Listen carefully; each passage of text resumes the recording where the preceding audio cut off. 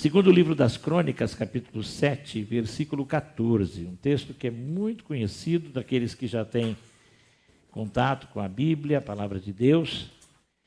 E você que não tem, algumas coisas que provavelmente você já ouviu falar. Eu creio que a maioria das pessoas já ouviram falar, ou você já ouviu falar de Salomão, o grande rei Salomão.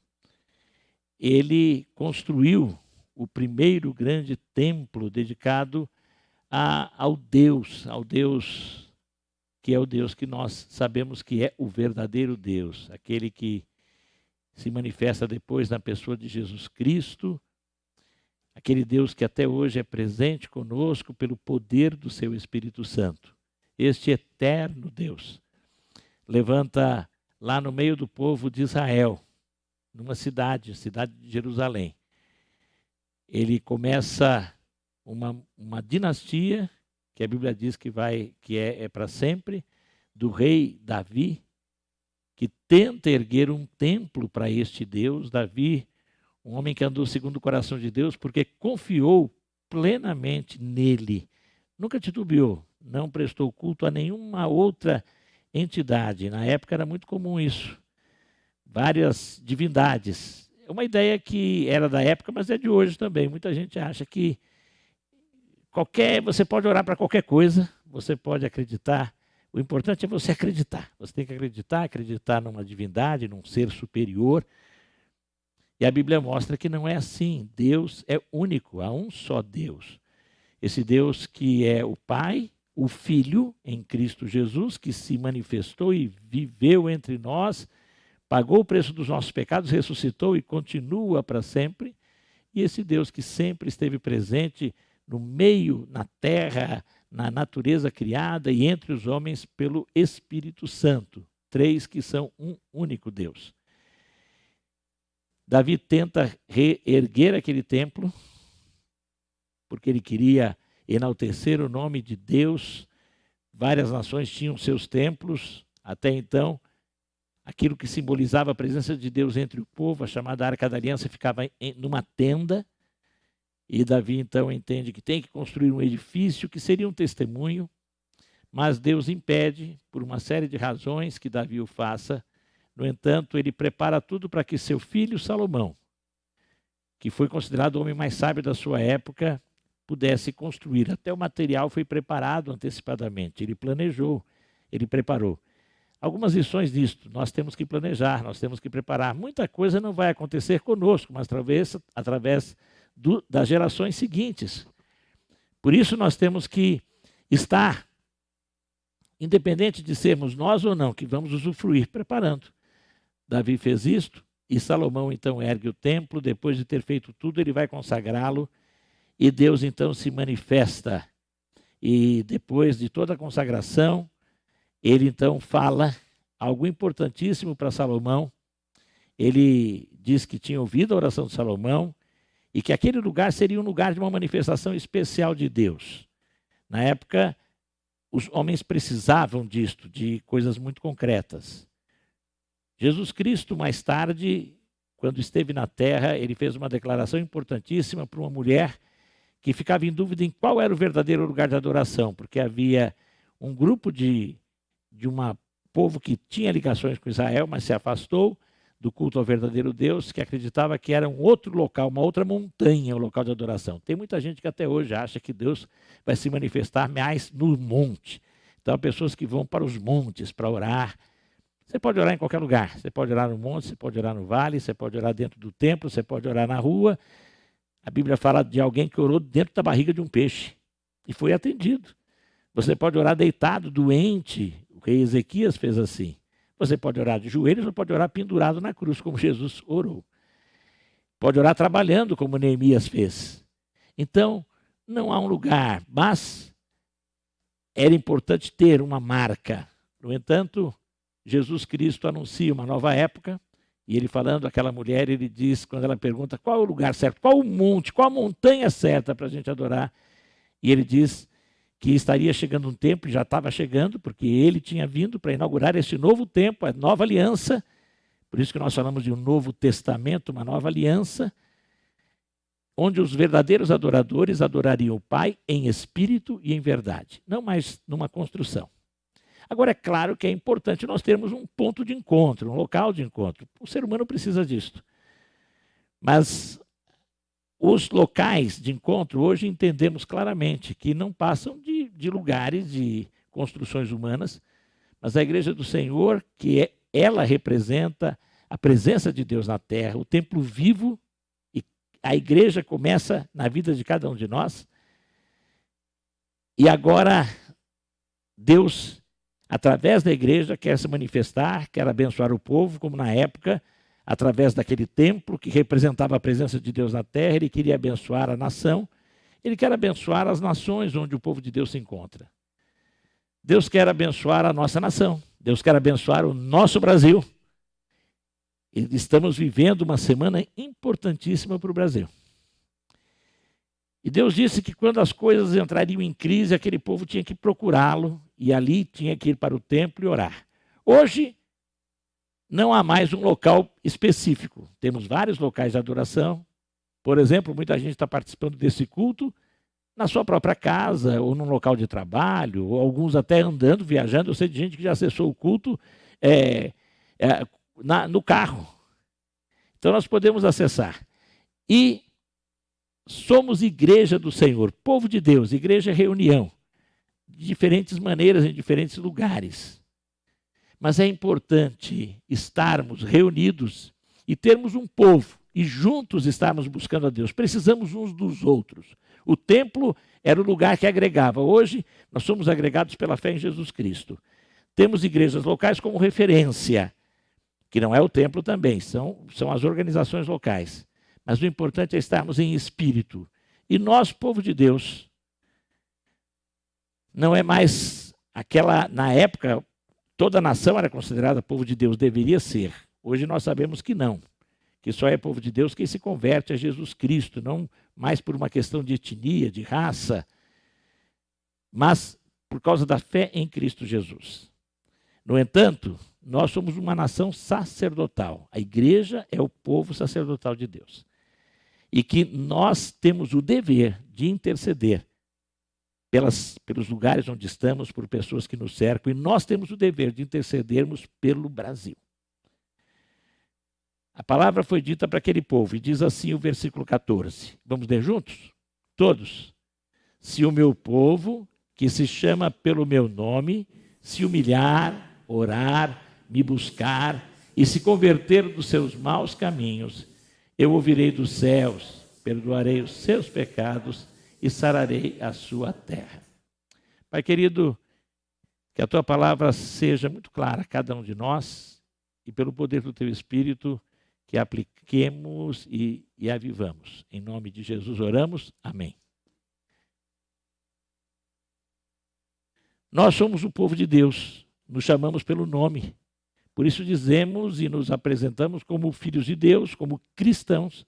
E a palavra cristão, que a princípio era um apelido, tinha até um tom pejorativo. O Cristozinho está ali, a Cristazinha está ali, Cristozinho é estranho, né? O pequeno Cristo, a pequena Jesusinha vai andando por ali, era isso o sentido. E os discípulos, ao invés de se ofender, acharam interessante, porque eles não se autodenominavam, eles diziam, nós somos do caminho, eles falavam o caminho, porque Jesus se apresentou como o caminho para o Pai, o caminho, a verdade e a vida, e eles diziam, nós somos do caminho. Da onde? Não, nós somos a igreja, o povo do caminho. Mas eles falaram, não, nós somos realmente isso. Pelo menos queremos ser pequenos cristos onde estivermos.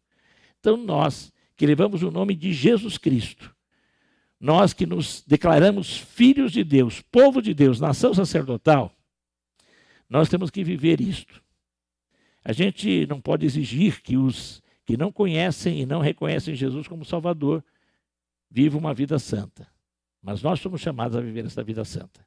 E a palavra de Deus está dizendo isto. Quando as coisas não derem certo, é momento de juntos vocês buscarem a minha face.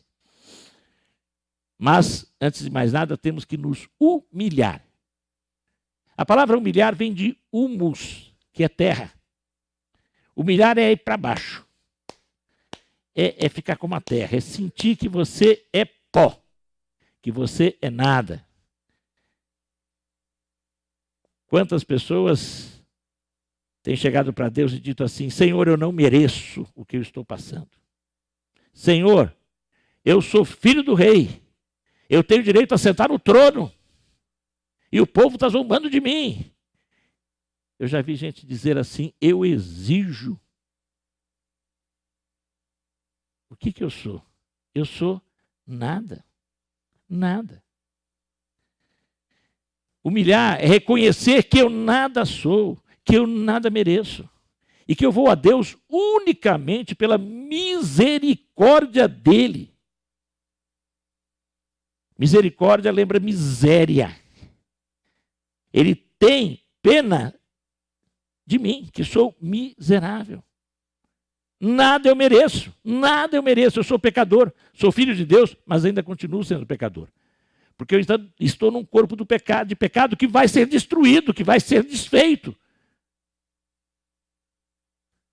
O meu espírito é salvo e está vivificado, mas o meu corpo nada é. Minha mente ainda é corrompida. E ainda eu luto contra o pecado que está em mim.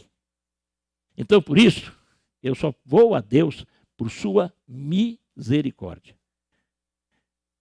E nós, como povo de Deus, temos que fazer isso. Senhor, estamos aqui reconhecendo que nós nada somos. Humildade também é reconhecer que você não consegue por você nada. E às vezes nós somos orgulhosos achando que nós vamos conseguir. Eu vou mudar. Já vi pessoas dizendo: não, eu vou realmente me firmar na igreja depois que eu consertar isso e aquilo outro. Nunca você vai conseguir. Você tem que ser humilde, reconhecer que você sozinho não consegue. Por isso você precisa dos outros. Por isso você tem que reconhecer que você é fraco. Uma vez alguém me perguntou: você não bebe nada, pastor? Eu falei: não. Por quê? Porque eu sou fraco. Eu sou fraco.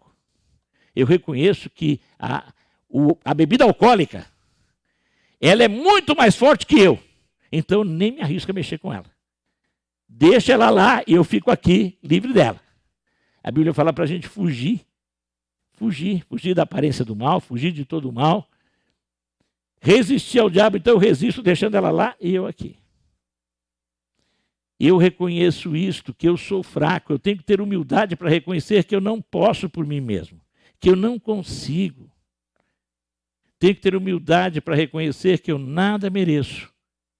Então, se eu que sou povo de Deus me humilho, reconheço que eu sou pó, eu nada sou, nada posso. E por isso eu oro, por isso eu busco. Uma pessoa disse para mim: pastor, se Deus sabe de tudo, então para que eu vou pedir? Porque Ele é soberano, Ele já sabe. Ele sabe, mas Ele quer que eu me humilhe e que eu reconheça que eu preciso dEle. As bênçãos estão ali, mas se eu não chegar, Ele não vai dar. Porque senão, seremos um bando de crianças mimadas. Que o pai desconfia que está gostando, já está dando lá na boquinha o docinho. E aquela criança vai ficar ali mimada, nunca vai crescer. Por isso Deus permite que nós tenhamos os problemas, mas Ele conhece, Ele sabe o meu e o seu limite. E por isso eu tenho que orar. Eu tenho que ser humilde e reconhecer que eu por mim nada vou conseguir, eu tenho que pedir. Orar é pedir, é chegar na presença de Deus. E expor as minhas necessidades. Nós somos chamados a reconhecermos que nós nada somos e que precisamos, e que a nossa nação precisa do Brasil e que nós temos que mostrar Deus a este país. É claro que nós queremos governantes melhores, é claro que desejamos governantes que sejam tementes a Deus, mas acima de tudo nós temos que ser um povo temente a Deus. Não adianta nada alguém se dizer evangélico, chegar lá e entrar na corrupção, entrar em tudo. Aí vai ser até pior. Agora, eu quero que o governo, e é claro que eu quero que estou orando e pedindo a Deus e entendendo, tenho os meus candidatos, eu quero pessoas que estejam dispostas a ouvir a palavra de Deus que respeitam o que a Bíblia diz, quando diz não, quando orienta no tocante à família, no tocante a pelo menos um menor nível de corrupção, no tocante aos princípios morais que a Bíblia apresenta de comportamento. Eu vou pensar neles.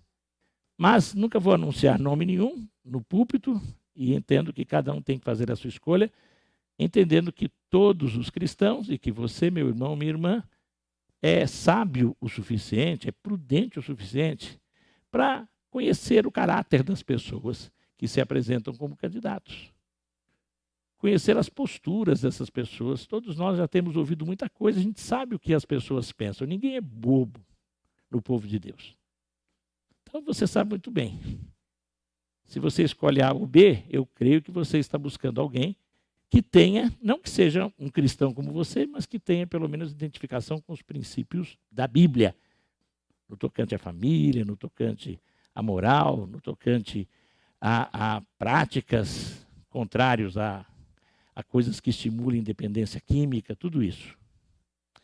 No entanto, nós temos que pedir que Deus nos faça realmente dignos e mostrando a Ele e ao povo em geral como deve se portar, sendo cada um de nós um exemplo. Nós temos que buscar ao Senhor, e buscar ao Senhor eu busco em oração e eu busco na palavra. Deus vai abençoar quando aqueles que se chamam pelo nome dele, que se dizem cristãos, conhecem e buscam a palavra diariamente. Não apenas no culto, não apenas na escola bíblica dominical, mas todos os dias abrem a Bíblia, todos os dias ouvem, todos os dias meditam na palavra de Deus. Não basta apenas ler, tem que meditar, tem que estudar, tem que refletir na palavra de Deus, todos os dias. Todos os dias, isso Deus ensinou ao povo dele no passado. Os primeiros cristãos se reuniam todos os dias também para ouvir, numa época em que Bíblias eram raríssimas, livros eram raríssimos, então eles tinham que se reunir para ouvir a leitura da Bíblia e para aplicar, para estudar. Então nós temos que buscando a palavra de Deus. E ao buscar a palavra de Deus, Deus vai mostrar os caminhos errados e como nós temos que mudar, se converter dos seus maus caminhos. O cristão é alguém que está constantemente disposto a arrepender-se, a voltar atrás, a dar meia volta, a ouvir a palavra de Deus, reconhecer o erro e falar, não, eu não sigo aqui, eu entrego para Deus. É claro que, humildemente, eu reconheço que eu não tenho forças por mim mesmo de fazer a vontade de Deus, então eu peço que Ele me encha do seu Espírito Santo, para que este Espírito me ilumine e me faça aplicar os seus ensinos todos os dias. Ouvir e aplicar a palavra. E agora, quando isso é feito, Ele vai ouvir. E Ele vai perdoar os pecados. Ele vai sarar a nossa terra. Nós temos o dever de orarmos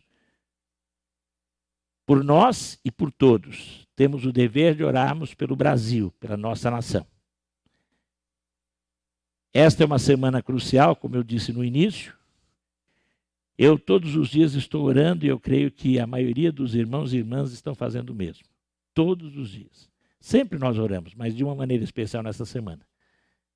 Orando todos os dias, pedindo que Deus realmente ilumine, para que nada, a Bíblia diz que nós temos que interceder pelas autoridades para termos uma vida calma e sossegada.